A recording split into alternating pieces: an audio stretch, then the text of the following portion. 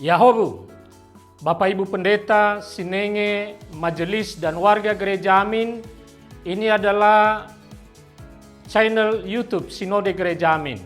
Karena itu, bagi yang mencintai Gereja Amin, tontonlah, subscribe, like, dan bagikan. Gereja Amin yang tangguh, mandiri, dan peduli. Tuhan Yesus memberkati.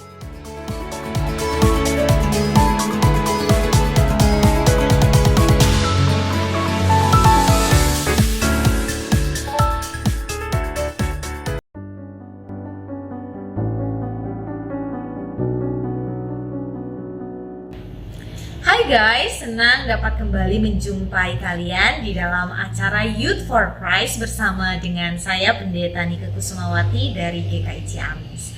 Renungan kita kali ini berjudul Merawat Hati yang didasarkan pada Yesaya 61 ayatnya yang pertama sampai ayatnya yang ke-7.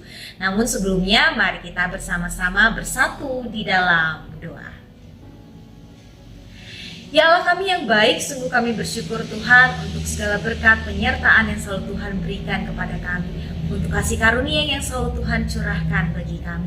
Jika saat ini Tuhan, kami sebagai anak-anak-Mu ingin diperlengkapi dengan firman Tuhan, kiranya Engkau yang membimbing kami agar kami dapat berjalan seturut dengan kehendak Tuhan, agar kami dapat menerapkan firman Tuhan di dalam kami menjalani aktivitas kami. Terima kasih Tuhan, inilah doa permohonan kami yang kami alaskan hanya dalam nama Tuhan kami Yesus Kristus Juru Selamat kami.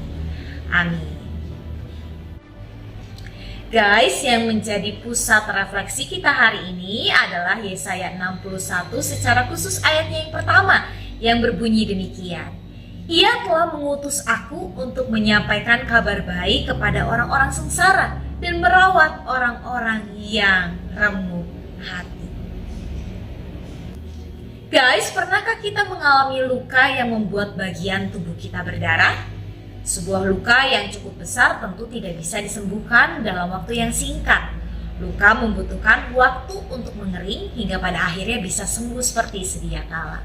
Ada luka yang meskipun sudah sembuh, bekasnya akan tetap terlihat. Tetapi ada juga bekas luka yang bisa hilang. Keduanya bergantung pada keadaan luka semula dan bagaimana luka itu dirawat. Tuhan merawat hati orang-orang berdosa yang diampuninya. Inilah salah satu berita yang kita baca dalam Yesaya 61 secara khusus ayat yang pertama sampai ayat yang ke-7. Pada nubuatan tentang pengampunan Tuhan melalui Nabi Yesaya, ia berjanji bahwa orang Israel yang dibuang ke Babel akan mendengar kembali berita baik itu. Berita pengampunan Tuhan ini bagaikan merawat setiap luka umatnya akibat pemberontakan kepada Tuhan. Luka pada masa pembuangan mereka ke Babel dan luka penderitaan mereka selama ini, semua akan dipulihkan oleh Tuhan karena ia sendiri yang merawat hati umatnya. Tuhan yang begitu kecewa pada umat yang tidak mentaatinya adalah Tuhan yang juga mau mengampuni dan juga merawat hati mereka. Pengampunan Tuhan membuat umat kembali hidup di dalam anugerahnya. Umat kembali mengalami pemulihan hari demi hari. Tuhan mengembalikan mereka kembali ke tanah asal mereka dengan menuntun mereka untuk kembali membangun kehidupan mereka. Inilah cara Tuhan untuk merawat hati umatnya. Youth, Tuhan merawat hati kita dengan berbagai macam cara. Semilir angin yang menyejukkan, cerahnya mentari pagi, indahnya matahari yang terbenam adalah bagian dari cara Tuhan merawat hati kita.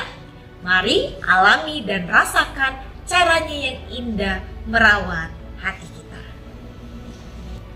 Mari kita berdoa. Kami bersyukur Tuhan untuk karya kasih Tuhan yang begitu nyata dalam hidup kami. Kami yakin dan percaya bahwa apapun yang kami alami, luka hati yang ada di dalam diri kami, boleh Tuhan basuh, Tuhan rawat, Tuhan jaga menjadi hati yang boleh dipulihkan di dalam kasih karunia Tuhan. Kiranya Engkau ya Tuhan yang mau merawat hati kami, sehingga kami sungguh-sungguh dapat merasakan hadirnya Tuhan dan juga pemulihan yang Tuhan berikan kepada kami. Kiranya Tuhan yang mau pimpin hidup kami, sehingga kami dapat menjadi anak-anak yang seturut dengan kehendak Tuhan.